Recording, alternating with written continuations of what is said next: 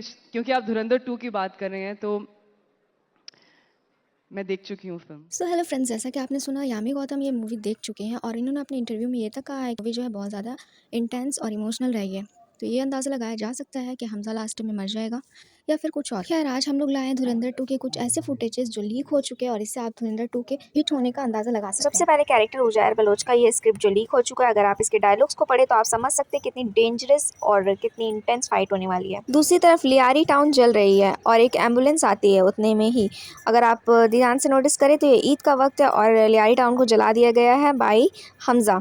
और एम्बुलेंस के अंदर से कौन निकलता है, गेस कर सकते हैं? एसपी चौधरी असलम। सो ये भी हमजा का एक प्लान है आपस में ही इन लोगों को भिड़वा देने का, और एसपी जो है अपने ही लोगों को इस तरह से मारता है हमजा के साथ मिलकर। कट टू दूसरे सीन में हम लोग देखते हैं मेजर इकबाल जो बड़ी बड़ी बातें करता है, यहाँ पे वो गलियों में दौड़ रहा है और उसे दौड़ा भी कौन रहा है? हमजा। तो इस नौबत तक आ गई है बात कि अब जो फाइट है वो सामने से हो रही है। हमजा जो है अब आतंकी के पूरे जड़ को खत्म करने की यहाँ तैयारी में लग चुका है। और जैसा हमजा ने कहा था, ये नया हिंदुस्तान है, ये घर में घुसेगा भी और मारेगा भी।